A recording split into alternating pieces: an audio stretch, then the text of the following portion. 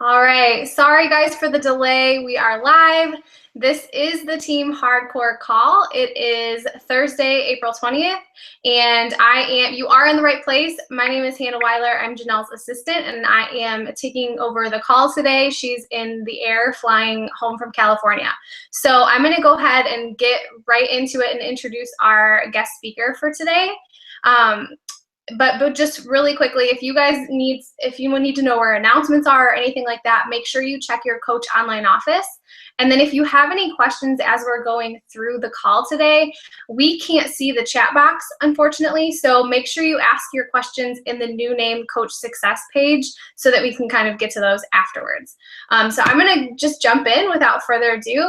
Our guest speaker today is Rachel Hunt Bailey, and I'm looking at my notes because I don't want to forget to say anything. So Rachel is Miss California Legacy 2017. She is going on to compete for Miss United States in June. She is a wife, a full-time elementary school art teacher. She's a competitive figure skater. She actually took fourth with her team at Nationals in 2015, which she'll kind of talk more about when she gets into her story a little bit. It kind of ties into it. She is a diamond coach, and she is celebrating 22 months currently in Success Club, and she's already rocking this month as well. So Rachel, I'm going to go ahead and mute myself and present you to everyone, and we will get started. Yay. All right. Okay, can you hear me, Hannah? Okay. Yay! Okay, thank you so much, everybody, for waiting. I was having some technical difficulties on my end, but anyways, I'm here now. So I'm going to tell you a little bit about my story, and I'm hoping that my aha moment is going to help you have an aha moment as well. So stay until the end of the call because I am going to give you physical calls of action that you can start implementing into your business. But first, I'm going to start with my story and my struggle. So even if my struggle, my story doesn't resonate with you, because I'm going to talk mostly about how I had to overcome being insecure and not confident. So if you are already a confident person, I'm hoping that maybe this call will help you with your new coaches, because a lot of new coaches really struggle with feeling confident in their business. So I'm going to tell you a little bit about my story. So about 2 years ago, I signed up as a coach, and I was really on the outside, like it looked like I was doing a lot of stuff. I was making Success Club. I had a really awesome Instagram account that I was spending a lot of time making content for, and I was getting recognized by Janelle for making Success Club every month. But on the inside, I was really struggling. And I was really struggling to maintain coaches. Like my coaches that I would bring onto the team would stick around for maybe 2 or 3 weeks, and then they would quit. And I just couldn't get past Emerald, and it was really, really frustrating me. And about a year into my business, I was like, I think I'm going to quit. And I went to my husband and I said, I think I'm going to quit. Like I just can't seem to push past Emerald, and I'm watching all these other coaches build amazing teams, and I don't know what's wrong with me. And I was kind of expecting my husband to be like, okay, babe, like I totally understand, like this business is hard and it's taking a lot of your time, so just quit. But instead, my husband was like, don't quit. Like you've worked so hard to get where you are and you've learned a lot. Keep going. So I heard actually Shailene Johnson say that therapy can really help you boost your success. So I thought about that and I was like, okay, there might be something to this. I'm going to go to therapy and see if this helps me. I don't know. It's worth a shot. So I went to therapy. And just so you know, if you haven't read the book, You Are a Badass, I highly recommend it because Jen Sincero, the author of the book, she really explains in layman's terms how the brain operates with a conscious and a subconscious. So your conscious mind is always active. It's the part of your brain that helps you do math, that helps you stay alert, helps you find your keys. It's always thinking, always working. Your subconscious mind, however, is kind of asleep a little bit during the day and comes really alive at night when you're dreaming. Why is this important? Because when you're a child, your conscious mind is not fully developed. So anything that you hear, you internalize as truth in your subconscious mind. So even if you had the best parents in the world, everything they said to you, you took as truth. Even if they were just saying something in jest as a joke, or they weren't meaning it to hurt your feelings, sometimes those comments can be internalized and stay with us through our adult life. And in our conscious mind, we're like, I want to be successful. Like, I want to build a team. I want to rock this business. But our subconscious mind is telling us that we can't do it. And so first and foremost, yes, do your personal development. But if that's not working, I'm going to give you some tips to help you kind of break through your subconscious limiting self-mindsets. So I went to therapy, and in therapy, my therapist brought up this memory of when I was about 12 years old. So I just want to say first and foremost, I have amazing parents. I love them. They really did the best that they could for me, and I wouldn't have asked for different parents at all. But, you know, people say things and people are fallible, and my parents, even though they may have had the best intentions, some of the things they said to me, I internalized as a child with only my subconscious brain, no conscious brain to kind of rationalize through what they were telling me. And I internalized some negative self-beliefs. So when I was 12, I was very, very active in figure skating. Loved it. Like, that was my passion. I would say beach body, figure skating, very equal as far as passion. And it was the first time in my life that I really had found something that not only was I good at it, but I loved it. And I would go to the rink and I would skate for about 2 hours every day after school. Well, while I was there, I was noticing that really the excellent skaters, the skaters who were like top notch, they were homeschooled, and they were skating like 5 or 6 hours every day and doing their homework in between sessions. And I thought, what a great idea. I'm going to do that. And I'm going to go to the Olympics one day. So I come home and I tell my parents, Mom and Dad, I know what I want to do with my life. By the way, I'm 12. I want to be homeschooled, take all my homework to the skating rink, skate 5 or 6 hours a day, and make it to the Olympics. And I was expecting my parents to be like, great idea, let's do that. And instead, my dad kind of furrowed his brows and he took a deep breath. And he said, you know, Rachel, Olympic skaters start training when they're 4 or 5 years old, and they give up their whole entire life to do that. And some of those people who train their whole life don't make it. They don't make it to the Olympics. And then what? What are we going to do if we train you for the next 10 years and by that time, you know, it's too late and you don't make it? Now, looking back on that conversation as an adult with a rational brain, I understand now that my parents had the best intentions for me. And just so you know, skating costs $10 an hour just to practice. Like, that's just the practice rate. You can't go in your backyard and practice. You can't dance around in your room and practice. You have to be at the skating rink, and it does cost money. And it costs $70 for a lesson. And I was wanting to skate 5 hours a day, so do the math. So I can understand now as an adult why my parents were like, oh, that's not a good idea. But as a child, I'm listening to this conversation, and what I'm hearing and what I'm feeling is like, that's a stupid idea. You can't make it. You'll never be successful at that. You could train your whole life and not be successful at that. So don't bother. That's what I heard. That's not what was said to me. So that conversation left me forever kind of doubting my own visions, doubting my own dreams, doubting my abilities to succeed at things. And I didn't even realize it, that one conversation that I had with my parents when I was 12 years old was still kind of stuck inside me. So what was happening when I was inviting people to my team?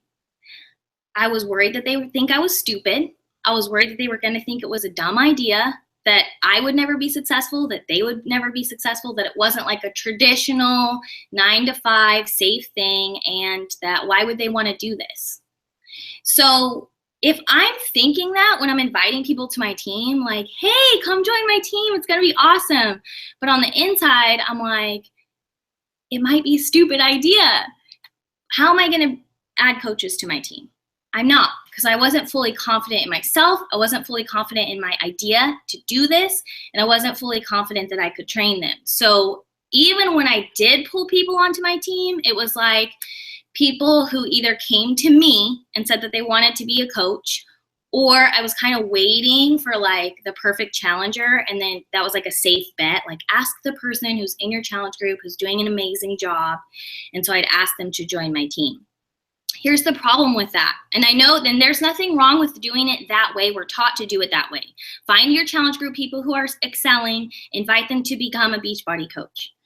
Okay, but let's do the math.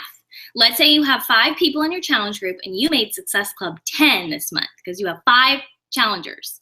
How many of them are rocking it out? Not all 5, maybe 3, right? So then you ask those 3 people to become a coach. Maybe one says yes. So maybe you're adding 1 new coach every month. That's what I was doing. So we're going to get back to my story a little bit, and I'm going to tie in some things at the end to help you start asking more people with more confidence to join your team. I also want to talk to you just for a minute about family units and how family units can really put a role on you or an identity on you or self-limiting mindsets on you without you even realizing it. So it's okay if you come from a dysfunctional family, and I think sometimes we shy away from talking about that, especially because when we're raised in those environments, there's kind of a secret rule, like don't talk about it. Like if you have an alcoholic parent, don't talk about it. If you have a depressed parent, don't talk about it. If you have someone in your family with post-traumatic stress disorder, don't talk about it. So then when we go into our adult lives, we don't talk about it, but these things are in some way kind of holding us back with limiting self-beliefs. So I'm going to talk to you a little bit about that and what you can do if you come from dysfunction, or if you don't, how you can help your coaches who might come from dysfunction. So the first thing I want you to do is I want you to read this book, or just skim it, but It Will Never Happen to Me. And it's by Claudia Black. She's a PhD therapist. So I'm not a therapist, but this book really helped me understand childhood roles that develop in dysfunction. So if you are the child of an alcoholic, let's say, I'm not picking on this dysfunction, but it's kind of the easiest one to talk about as far as how the roles are planned out. So let's say mom's an alcoholic, dad is a codependent alcoholic, meaning they're non-alcoholic, but they're kind of in this codependent relationship. They don't know what to do. What happens with the children is they break off into roles. One becomes super responsible, the perfectionist. Everything has to be perfect all the time. I'm the parent now. I'm going to take care of everybody and do everything. Another child will become withdrawn. They're the child that wants to be invisible. They don't want to be around when stuff hits the ceiling, right? They don't want to be there. They're always kind of in their room. They're withdrawn. They're the invisible child. Another child might become a clown. Everything's funny. Everything's fine. Let's be sarcastic all the time. They don't know how to have a serious conversation. And the last identity is kind of the child who is what's called the adapter. And the adapter child doesn't know how to make plans, because let's say they tell mom and dad, I want to go to a birthday party on Saturday. My friend Susie, she's turning 8. I want to be there. And mom and dad say, okay, we'll take you, whatever. We'll take you on Saturday. But then Saturday, someone's drunk. Another parent is trying to deal with that situation. They can't take you to Susie's birthday party. So that child learns, don't ever make plans because you don't know what's going to happen in the future. So those are kind of the roles that break down when you come from a dysfunctional family, and it doesn't have to be alcoholism. My parents, I'm just going to let you know right now, my dad has obsessive compulsive disorder, and he also has post-traumatic stress disorder because he was a Marine in Vietnam. So being raised in that environment, I kind of developed 2 roles. The first was be perfect all the time. Like everything had to be perfect, right? Because if it wasn't perfect, I would hear about it because of my dad's obsessive compulsive disorder. And he would, like, literally, if I was eating dinner and put my plate down for a second, he'd pick it up and take it and wash it and clean it and put it away. And so nothing was ever out of order, which was my norm. That was my norm. But I also developed kind of 2 roles, which was be perfect or be invisible. Be the withdrawn child. Like if you're not perfect, withdraw. How does this affect our Beachbody business if we're struggling with one of these roles? And it doesn't have to be that you had a parent with major disease, but you can still develop some of these survival mechanisms and develop a role. What happened in my Beachbody business was everything looked perfect on the outside. I was making Success Club, I was being recognized, I was doing the things that I was supposed to do as a coach, but I also wanted to be invisible at the same time. So I was posting things online, but it was very uncomfortable for me to do that. And because I wanted to be perfect or invisible, if it wasn't perfect, I didn't post it. And if I didn't have the perfect thing to say, I wouldn't ask someone to join my team. If I didn't have the perfect challenge group, then I wouldn't invite people to it. So my whole point of this is I want to tell you today to get rid of perfectionism, because perfectionism does not exist. You cannot be perfect, and that is okay. I want you to try and fail and be okay with that, because failing is really the golden key to success. You're gonna fail, you're gonna try, you're gonna fail again, you're gonna try, you're gonna fail again. And eventually you're gonna have an aha moment where things start clicking, and all that failure is gonna catapult you into success. So kind of my point in this is discover your role in the family and figure out how it's affecting your business, okay? So I'm gonna give you some tips that you can apply to your business. Okay, so the first tip is when you're afraid, act anyway. Because like I said, I had a lot of self-doubt, I had a lot of fear, but I was doing the actions that needed to be done, right? I was reaching out to people, I was posting online, I was doing my daily activities anyways, even though I was afraid. And that's great, that's great advice, do it. That being said, don't be okay with staying afraid, okay? If you're still afraid or things are still uncomfortable for you or there's still something that you hate doing, like inviting people to the coaching opportunity, my next tip for you is to seek out some therapy. And if you are a teacher or you're military or you're in law enforcement, there are programs out there where you can actually get free therapy. So look into them, go to your employment, say, do we have an employee assistance program here? Usually the answer is yes, and usually you can get free sessions. So that's my one of my solid tips for you is, even if you're like, I don't have any problems, there's nothing wrong with me. If you want to move forward in your business, go see a therapist and say, this is where I'm getting stuck.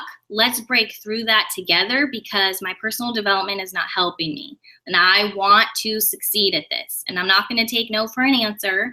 And I'm not going to continue to be okay with being afraid. So that's my second tip.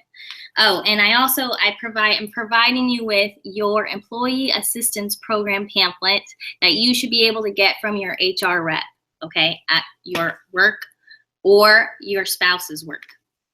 Okay, write out your doubts and fears. This is going to be big for you. Write them out. Now, you've probably read personal development that says write them out and then cross them out. That's something different. What I want you to do is I want you to write them out so that you are conscious of what they are. Spend some time today writing out your limiting self-beliefs.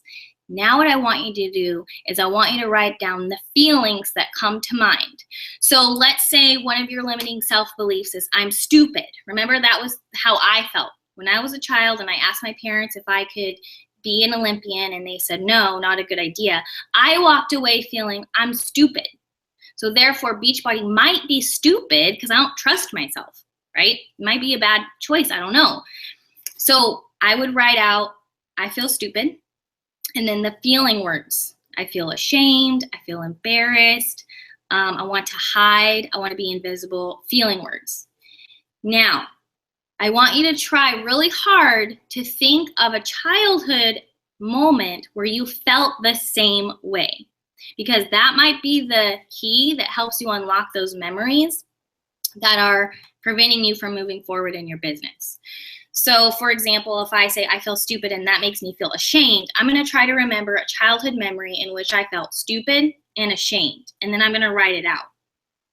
Take that with you to therapy because it will help you to get further along in your business faster if you can go into your therapist and say, look, I already did my homework. I wrote down exactly what my limiting self-beliefs are, and I think I already know the childhood memory that we can work on.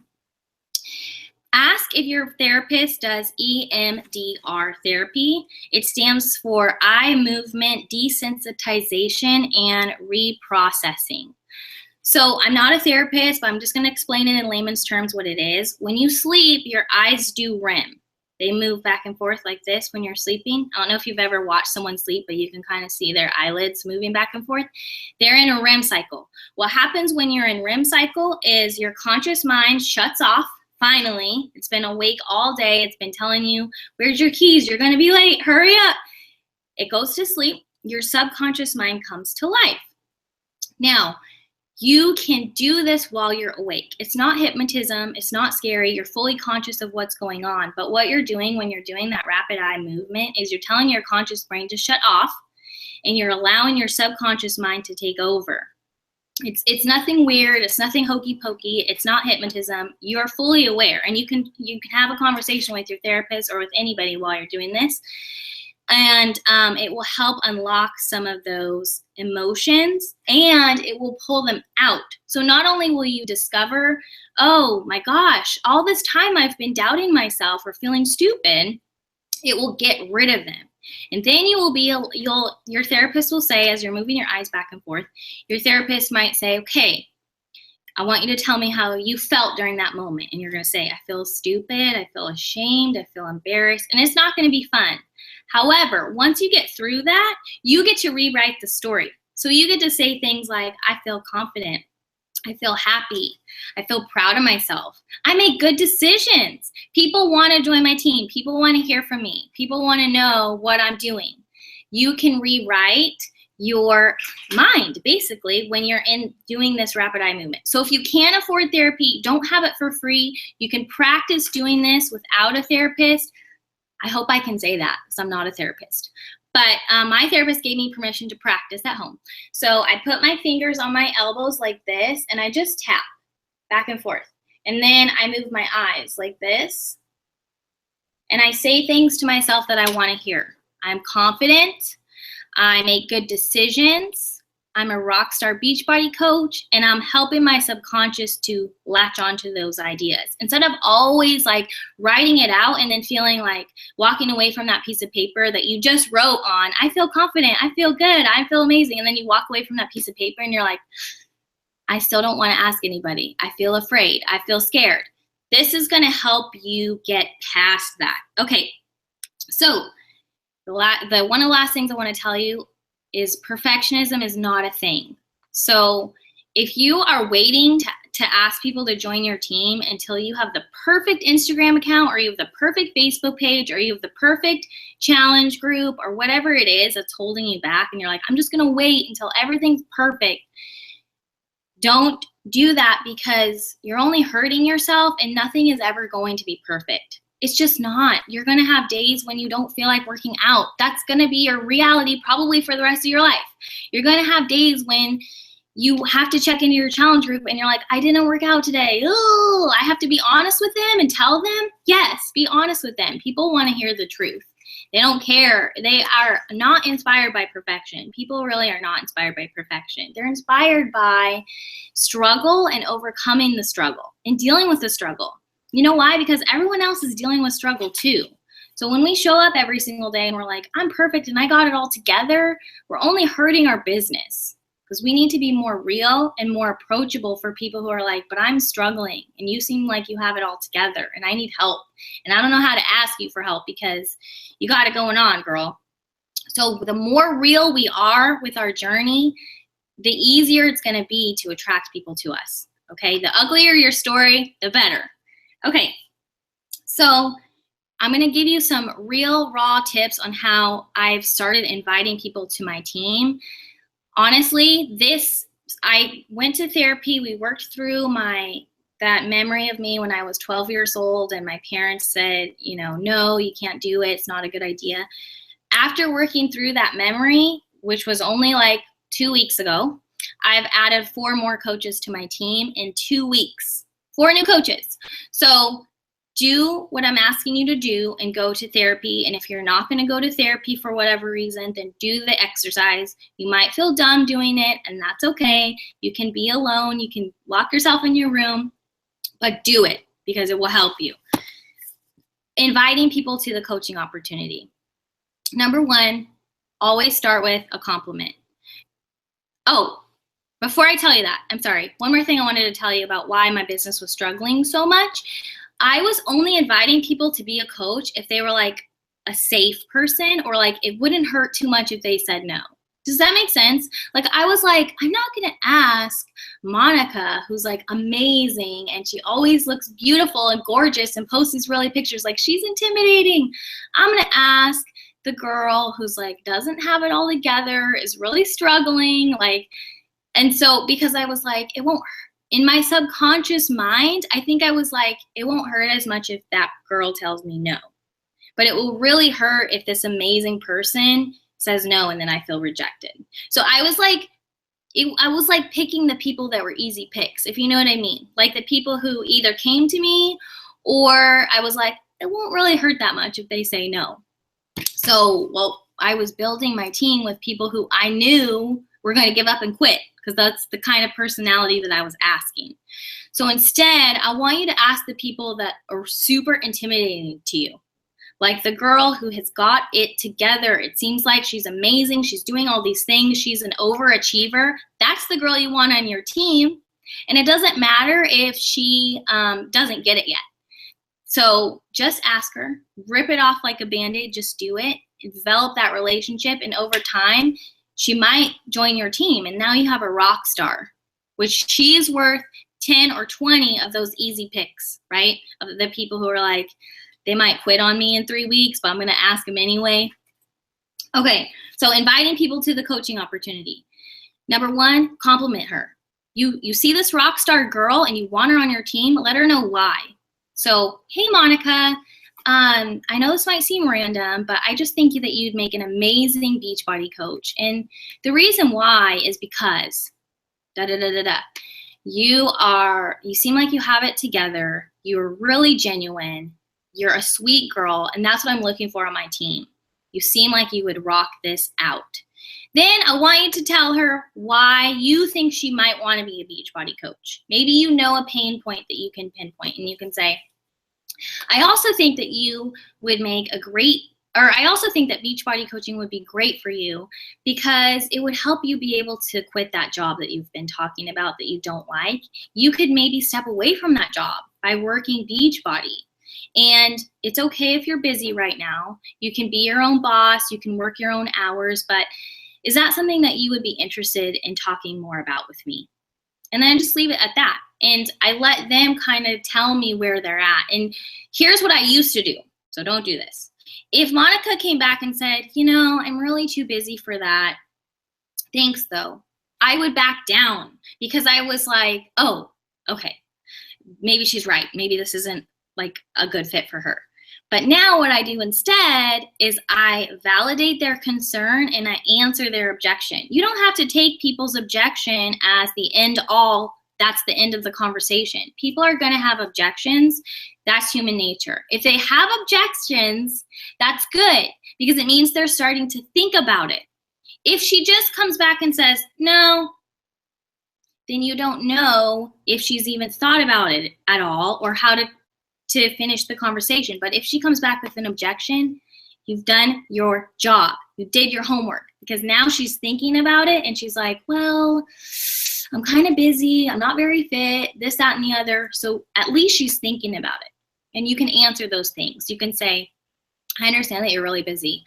I'm really busy. I work full time. I'm doing pageants. I skate on the weekends, but I find time for Beachbody an hour a day.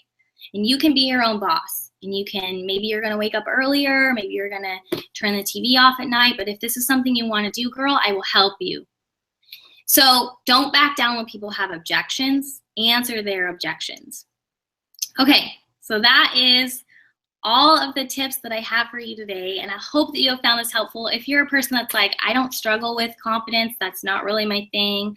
I came from a perfect family. There was no dysfunction whatsoever. Give this training to your new coaches who might be struggling with confidence or who might come from dysfunction or who might not want to ask people to join their team. Because you're a super confident person, you might not get where that other coach is coming from that's like, I just can't, it's so scary. It's because they're struggling with limiting self-beliefs and they need to work through those. Okay, thanks, Hannah. Okay, I think I'm presenting to everyone now. Let's see. All right, am I echoing, Rachel? Can you tell me? No? Okay, awesome. Thank you so much. That was amazing. I personally have struggled with confidence and limiting self-beliefs a lot, and so this kind of opened my eyes to different things that I can do to help move forward. So definitely, like she was saying, if this didn't connect with you, if this training didn't connect with you, it will absolutely connect with someone on your team. So definitely make sure you pass it on. We're recording. Everything should be good now. And thank you guys so much for hanging in there with us while we had a few glitches at the beginning. And I don't have any questions. I thought I would have a few questions, but I just like took 3 pages of notes, and so now I just need to like look back over them. So, all right, guys, have an awesome, awesome day. Thank you so much for tuning in, and we will see you next week.